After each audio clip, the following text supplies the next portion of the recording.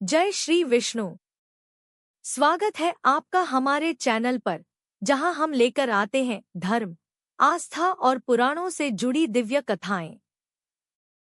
आज हम जानेंगे ज्येष्ठ मास की कृष्ण पक्ष की एकादशी अपरा एकादशी की पावन व्रत कथा और इसका महत्व। माना जाता है कि इस व्रत को करने से व्यक्ति को भीषण से भीषण पापों से मुक्ति मिलती है और उसे मोक्ष की प्राप्ति होती है। तो आइए शुरू करते हैं आज की पवित्र कथा। अपरा एकादशी व्रत कथा। ज्येष्ठ महीने के कृष्ण पक्ष की एकादशी को अपरा एकादशी कहा जाता है। अपरा का अर्थ है वह जो सब कुछ देने वाली हो और जिसका कोई जवाब न हो।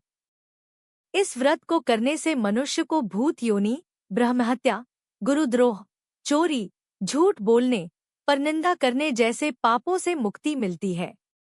इसका पुण्य गंगा स्नान, सूर्य ग्रहण में दान, हजारों वर्ष तपस्या, स्वर्णदान और गोदान से भी अधिक माना गया है।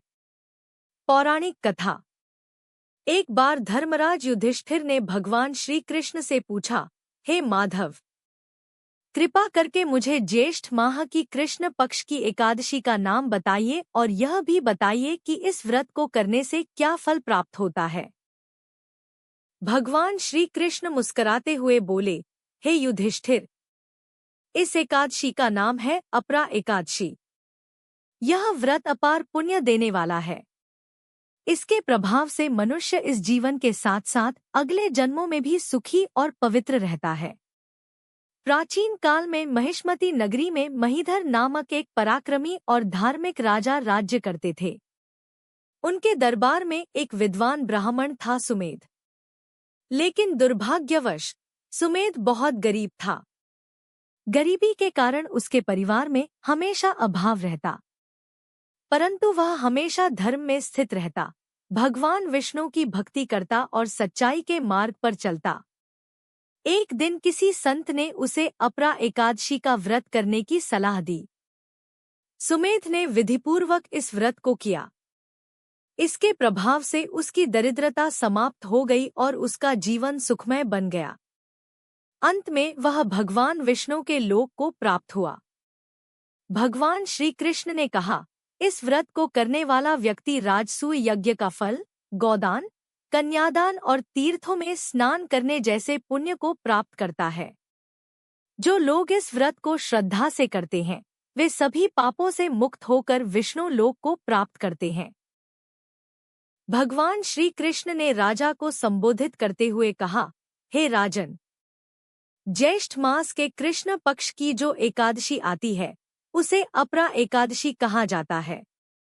यह व्रत अत्यंत पुण्यदायक है और जो इसे श्रद्धा से करता है, उसे न केवल अपार धन संपत्ति की प्राप्ति होती है, बल्कि वह इस संसार के सारे सुखों को भोगकर अंत में मोक्ष को भी प्राप्त करता है।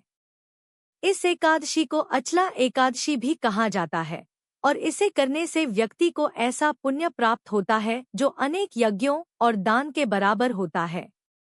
इसके महत्व को समझाते हुए भगवान श्री कृष्ण एक कथा सुनाते हैं।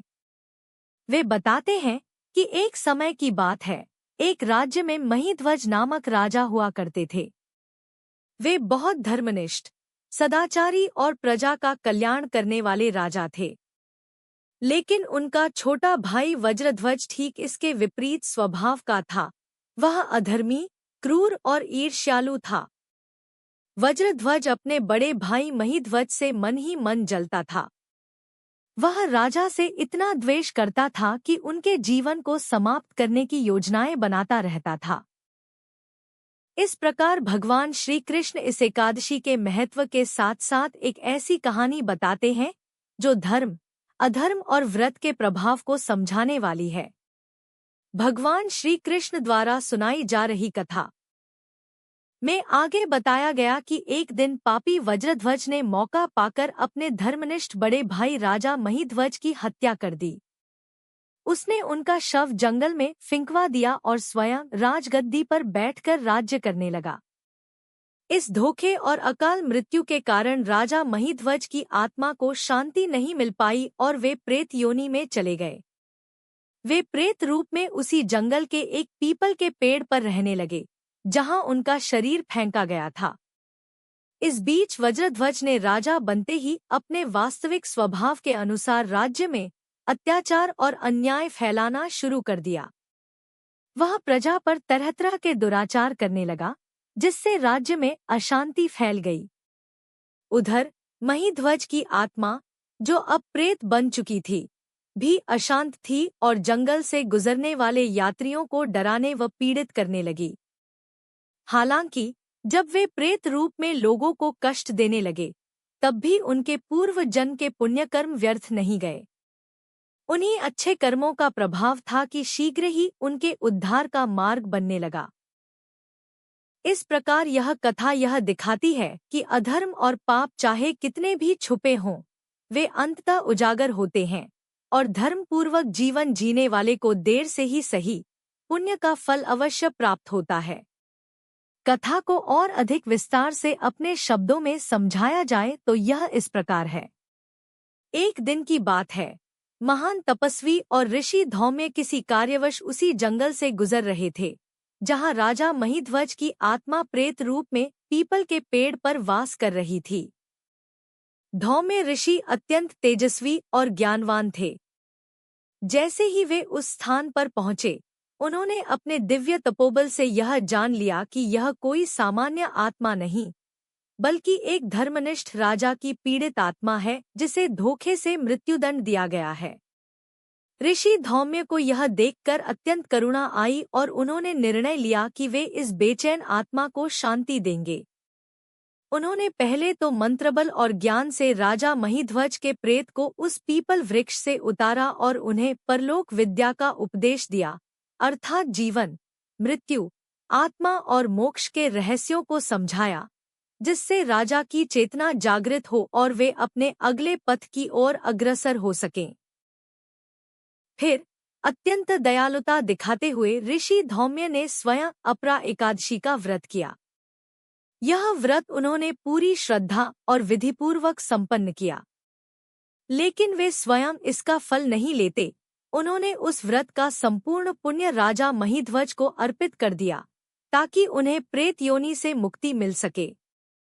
इस पुण्यफल के प्रभाव से राजा महिध्वज को तुरंत शांति प्राप्त हुई। उनका प्रेत रूप समाप्त हो गया और वे एक दिव्य रूप में परिवर्तित हो गए। वे ऋषि को गहरी कृतज्ञता के साथ धन्यवाद देते हैं और पुष्पक विमान द्वारा स्वर्ग की ओर प्रस्थान करते हैं। यह मोक्ष की प्राप्ति का ही प्रतीक था, यानी उन्हें अब जन्म मृत्यु के चक्र से मुक्ति मिल चुकी थी। इस प्रेरणादायक कथा को सुनाकर भगवान श्री कृष्ण अंत में युधिष्ठिर से कहते हैं, हे राजन, अपरा एकादशी की यह कथा अत्यंत पावन और कल्याणकारी है। जो भी व्यक्ति इसे श्रद्धा से पढ़ता या सुनता है, वह अपने जीवन के पापों से मुक्त हो जाता है और अंत में मोक्ष प्राप्त करता है। इस प्रकार यह कथा केवल एक राजा की मुक्ति की कहानी नहीं, बल्कि यह दर्शाती है कि सच्चा धर्म, तप और श्रद्धा से किया गया व्रत न केवल स्वयं के लिए बल्कि दूसरों के उद्धार का भी मार्ग बन सकता है।